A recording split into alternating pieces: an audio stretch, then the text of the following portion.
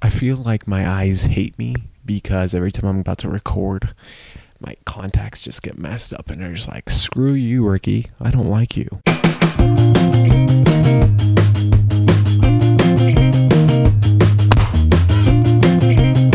Hey guys, it's me again, bringing you the CES recap for Wednesday. And I do have my tie on, so keep that in mind. So the first phone announced today that I thought was the most interesting, actually of all of them, was the Lumix CM1. And this is a phone by Lumix, obviously, and it should have a picture right over here. And this phone is interesting because it's kind of like Samsung's camera with the K, the shitty phone that has a big camera on it. But this one looks almost like one of those point and shoot cameras that you buy in like a store or something for like $100.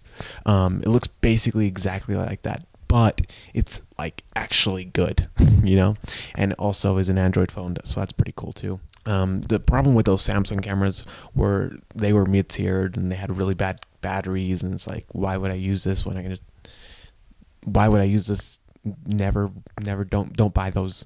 But this one actually, has some pretty good specs. It has an 801 processor in there, about 2 gigs of RAM, and the rest of the specs are actually pretty good.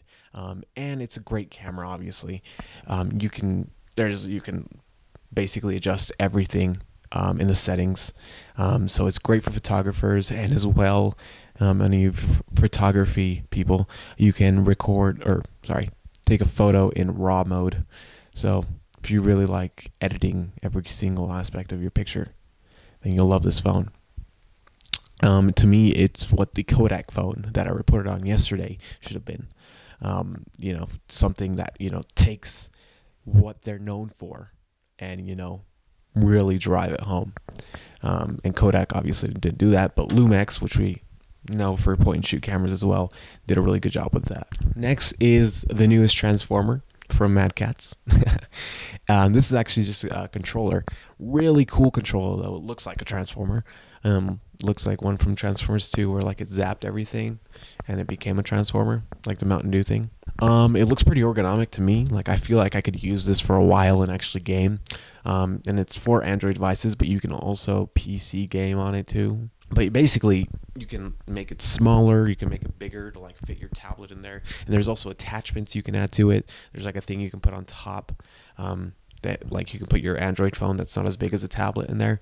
And as well on the bottom, you can add a keyboard. It looks really cool to me. I'd actually want to buy this because it looks that cool. Like, just because of the looks. Like, this is like a thumbs up product that I think would be really cool to buy. If you're going to be a gamer, especially, instead of using the touch controls on a tablet, which suck, you can actually use a really cool controller that fits your tablet in there, or not if you don't want to.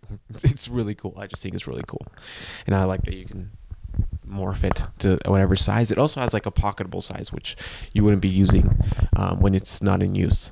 So it's really cool. The next one is the Saygus V2. This one is kind of revolutionary to me because it's what phones should start doing by now. And the reason is because it has a ton of memory in there. It's got 64 gigs, which is good. I wish you had 128, which would make more of an impact, but it's already pretty thick because of the battery. So it's got 64 gigs in there, and then you can add 128 SD card slot plus another 128. So I believe that comes up to like 300 and something. If you fill up that much memory, then Jesus Christ, nope. You should be like carrying around a hard drive with you.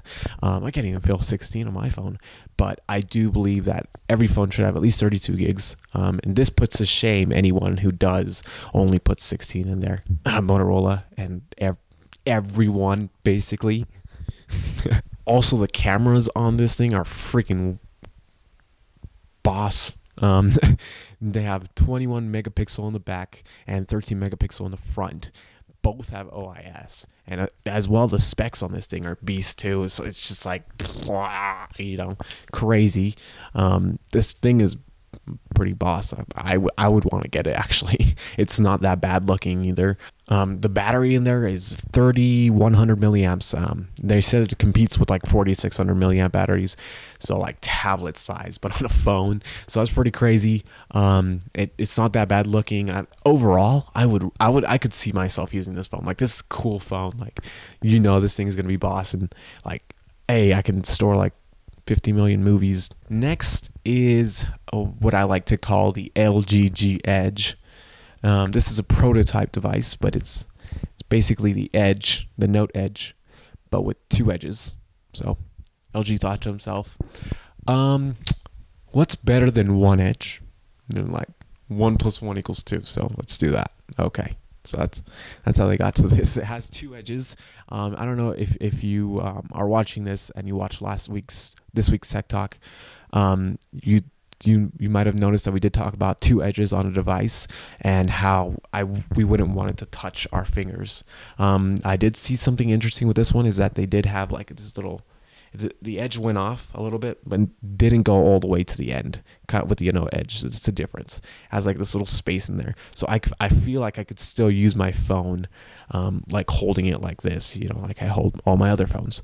So that's a really good thing. If they actually, this is a prototype, so if they did implement this into a phone, and actually took this idea and did something with it, that they kept those, I feel like that would make a difference compared to the Edge. Because with the Edge, when you hold it, you feel like you're just going to touch something. But with that one, it has that little bottom, so I feel like I could hold it like this still without touching things. So that's really cool that they did that. Okay, guys, thanks for watching my recap of Wednesday at CES. It's pretty cool. Pretty cool. Tomorrow I will have another recap for you guys, and tomorrow is Thursday, so after that, Fridays should be the last day, which is such a downer. But hopefully you like the videos. Remember to like it if you do like it, and subscribe to check out more of our recaps. And as well, we're gonna have a Tech Talk this week talking about all this CES stuff going on.